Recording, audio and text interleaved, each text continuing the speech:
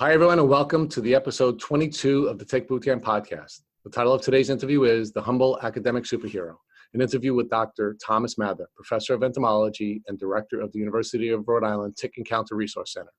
My name is Richard Johannesson. And I'm Matt Sabatello. Dr. Thomas Mather is a professor of entomology at the University of Rhode Island. He began to study medical entomology under the watchful eye of his mentor, Professor Paul Katz at the University of Delaware, and then went on to study vector diseases while earning his PhD at the University of Wisconsin. Then, in 1983, he accepted a position at the Harvard School of Public Health to study ticks and Lyme disease.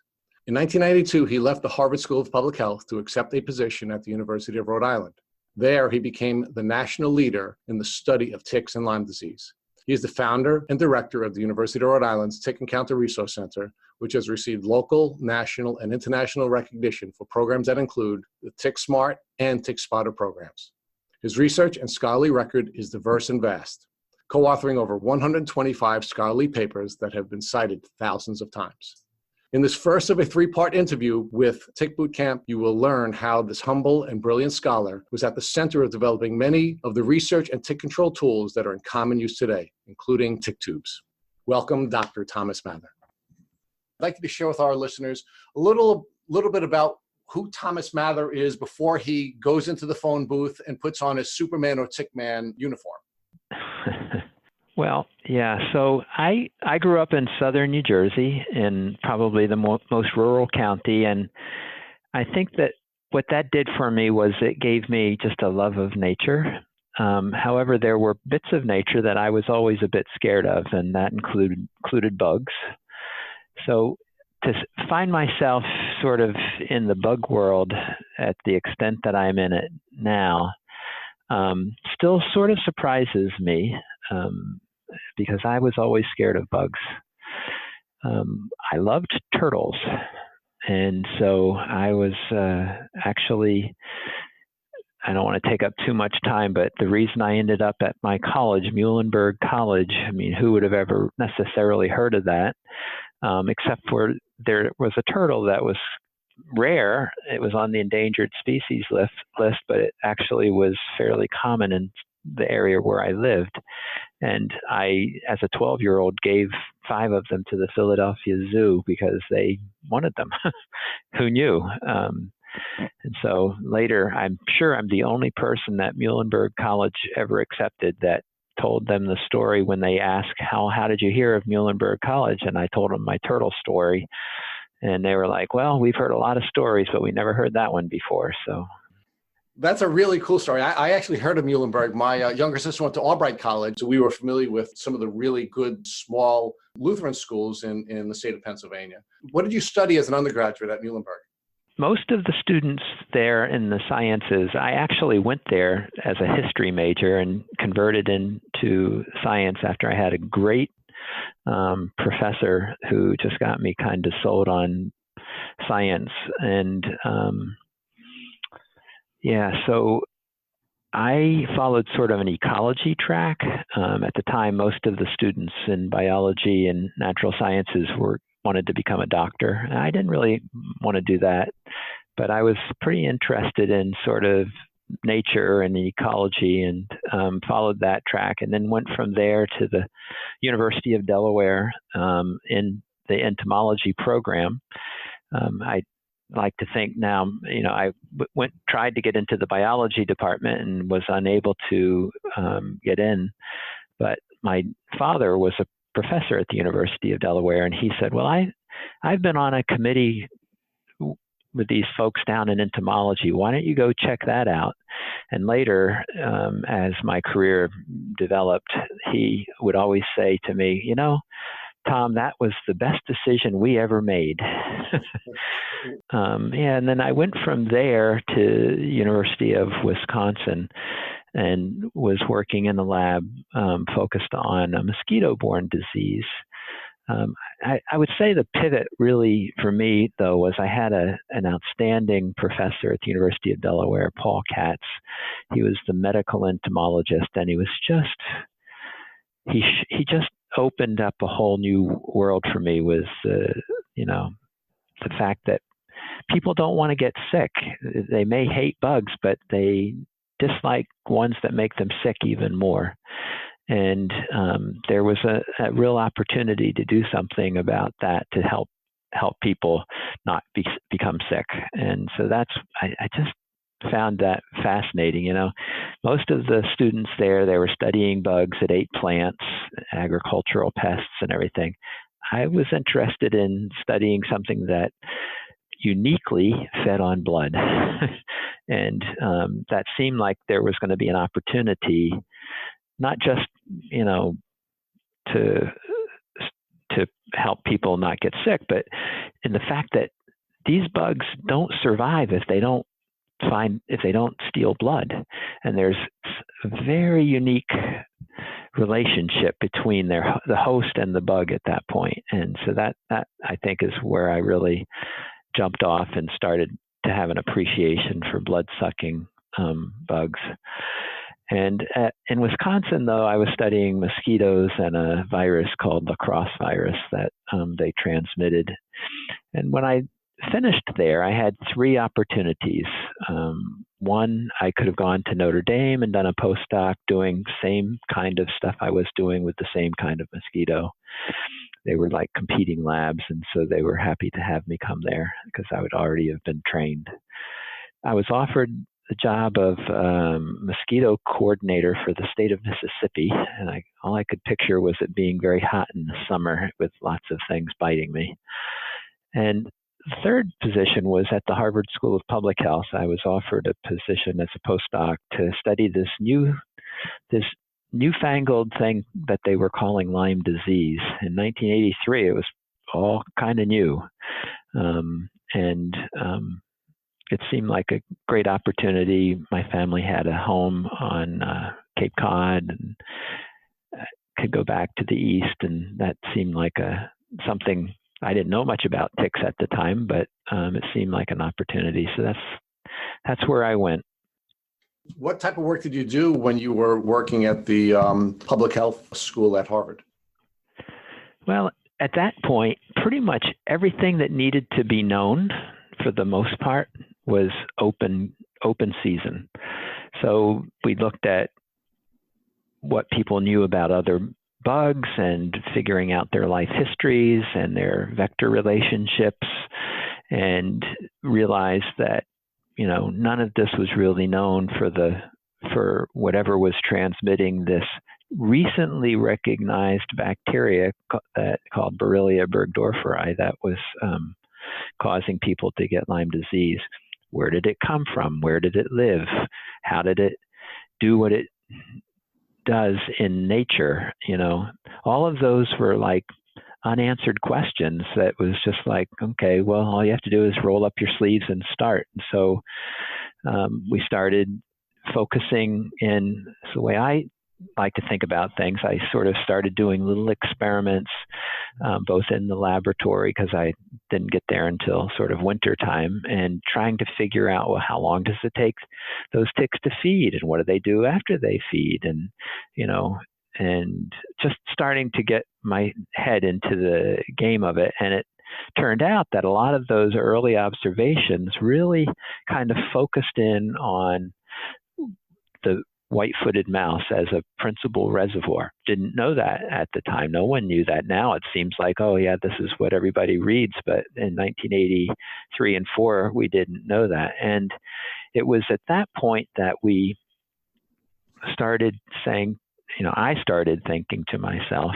and I conjured up this thought from what Paul Katz's medical entomology class had shown me.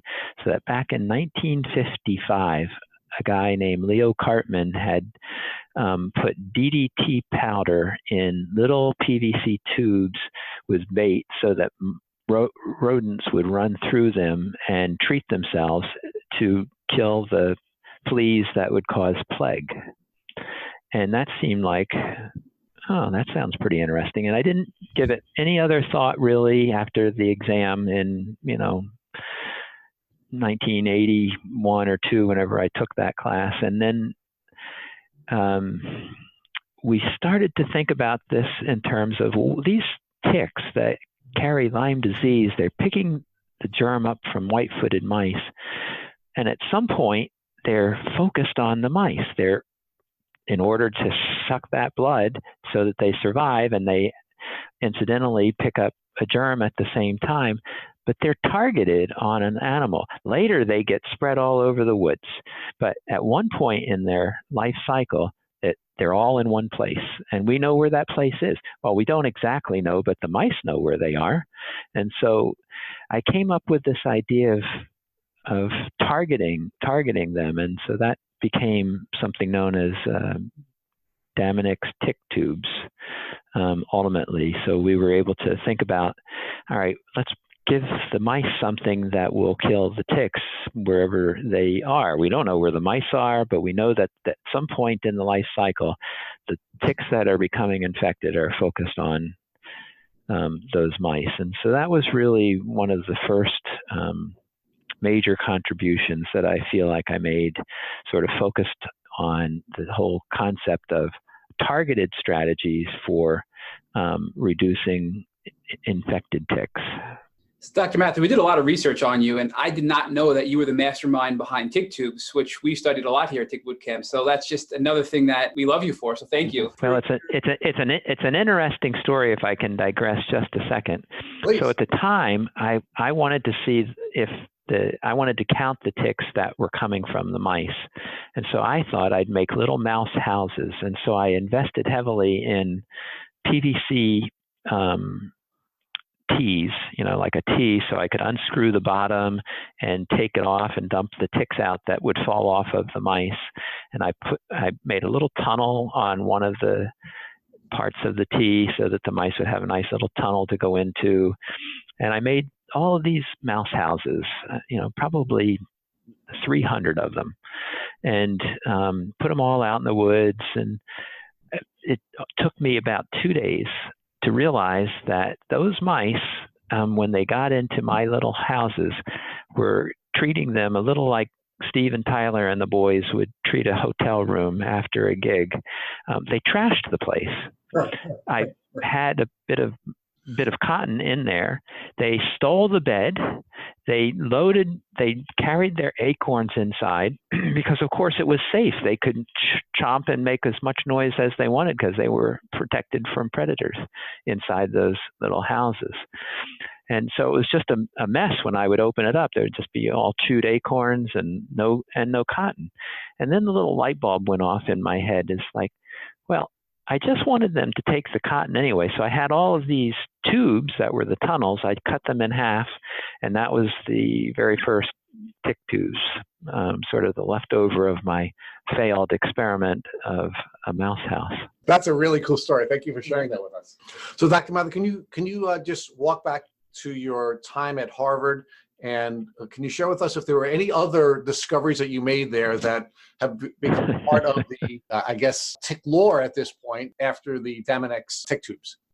Yeah, so the very first thing, I always love this story, and I tell my students that, and to this day it plays out in the whole thing. So before I went to Harvard, I had one opportunity to go with a guy, a fellow student who had just gotten a job in Wisconsin as somebody that's supposed to be trying to study these ticks that caused Lyme disease in Wisconsin. He said to me one day, "Hey, I have to go to Fort McCoy, which is on the western side of the state, and they told me I could probably collect black-legged ticks there." And I said, "Sure, I'll go with you." And he had a fancy, not fancy, it was a broom handle with a corduroy cloth on it, tick drag. But I was a poor graduate student. I had no fancy tick drag. All I had, was a pair of corduroy pants, and I tied a rope on the belt loops. And so we drove 2.5 or 3 hours to get to Fort McCoy, and in the middle of Army games going overhead, helicopters and shooting and everything. We were in the woods, people popping up all the time, collecting ticks. What the heck are these guys doing? But I was finding, I don't know, I probably that day collected 300 or 400 nymphal-stage black-legged ticks. My friend got about 12. And so I was like, well, I don't know was going on there. And so when I got to Harvard, the lab meetings, it was winter. And so the lab meetings, they were all, the other people that were working there, they were like, well, if we could only collect the nymphs that were host seeking, we'd be able to determine the infection rate, because all we can do now is trap mice and take the ticks off of the mice, because that's where the ticks are. But then they might have become infected already by feeding on the mice. And I said, well, I don't understand why you're having trouble collecting these ticks, because in Wisconsin, I collected 300 in like one afternoon. And they said, oh, those couldn't have been black-legged ticks, because, you know, all the smart minds there at Harvard, they would have figured that out already. And so, you know, they talked about it and teased me and whatever for a few months until summer came. And then we all went tick collecting. At the time, now I had advanced, I was fancy Harvard, I should have a tick drag, but they were all using their tick drags. I still decided to use my corduroy pants. And we went to a place and, you know, I got, I don't know, around 400 or so ticks, and, you know, the majority of the rest of them got 2 or 3 or 5 or something like that in a few hours. And that, you know, isn't enough to really get a substantial enough sample to test for infection. And then they looked at mine, they said, well, how did you get all of those ticks? And I said, I don't know. I was just dragging my corduroy pants through the woods. And the lesson that we learned from that was, so soon after, everybody started dragging corduroy pants, and it dawned on us what was happening. So as you take your big 1 square meter drag across the vegetation, it stays on the top of the vegetation. But that's not where the nymphs are. The nymphs are down on the ground. And if your sampling method doesn't get down on the ground, you're never going to collect a single tick. But the legs of my pants were falling through the vegetation to the ground. And so that became very clear that if you want to collect something, you have to know where it is, and you have to design your tool to get there.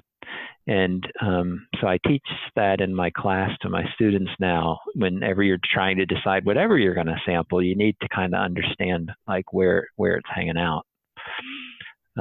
And so that's my magic pants story, but it was it kind of revolutionized the whole concept of, you know, tick flagging for a different kind of tick. You know, normally they had developed these 1 square meter pull drags for sampling like American dog ticks, you know, 70, 80 years ago. And because they're out in the open. And you can do that out in the open, but you try and pull that through the briars and the blueberry bushes, you know, where black-legged ticks occur, and you know that flag is never gonna see the ground where the ticks are. That's really cool, Dr. Mather. So you're the tick tube guy, and now the nymph guy. Well, it all seems, you know, it's like now it seems, oh yeah, like everybody knows, but they have to remember, and we teach our students every time we start new students in the field, you got to make sure your flag hits the ground if you want to get black-legged ticks. Or just make sure you get some of Mather's corduroy pants and you'll be good. So that's another really cool story. Anything else while you were at Harvard that you discovered? Well, we focused, a lot of my work then focused on, you know, looking at the different hosts that might serve as reservoirs for the Lyme disease germ. And so I did sort of a lot of comparative studies by catching animals in nature that would have been naturally infected and then putting unfed larval ticks on them that were reared in the laboratory so they would have been pathogen free. And then ask the simple question, well, how many of those ticks, what proportion of them become infected after they feed on those animals? And so I did pretty much every possible animal that these ticks might feed on, and found that some animals, for instance, white-tailed deer, don't infect ticks, but animals like white-footed mice infect ticks very efficiently, and things like squirrels are much less likely to infect ticks with Lyme disease germs. Certain birds didn't seem to do it at all, although now we know that some birds can serve as reservoirs. One time we were doing a dog vaccine study, and I asked the sponsor if I could put pathogen-free larval ticks on the dogs after we had infected them. And it turned out that was a study that we showed that dogs can even serve as reservoirs for the Lyme disease germ, that they not only become infected, but they can also become infective to ticks feeding on them. And so that was probably the study that I was most proud of, actually, from my time at Harvard. Can humans give ticks Lyme disease? Well, so there has been a study done now where they were trying to do the same, we call it xenodiagnosis, where ticks try and fish the germ out of people. And it's been shown that in very rare occasions, there's enough of a dose that can be acquired, but not very efficiently at all. So I would say people are not good reservoirs for the Lyme disease germ, at least in the concept of a reservoir being infected and infective. Humans are pretty much dead-end hosts for the Lyme disease germ. Folks, this is where we're going to end the first of our 3 episodes of our Tick Bootcamp podcast interview with Dr. Thomas Mather. To our listeners, we have a call to action. First, if you would like to learn more about Dr. Mather and the University of Rhode Island's Tick Encounter Resource Center, please visit their website at tickencounter.org. Second, if you enjoyed this episode of the Tick Bootcamp podcast interview with Dr. Mather, please share it with your friends by using the social media buttons you see at the bottom of the post. Third, don't forget to subscribe to this podcast on iTunes, Google Play Music, or Spotify to get the automatic episode updates for our Tick Bootcamp podcast. And finally, please take a minute to leave us an honest review and rating on iTunes. This is a new effort, and you can really help us when it comes to creating a podcast that you would like to listen to. We make it a point to read every single one of the reviews we get. Thank you for listening.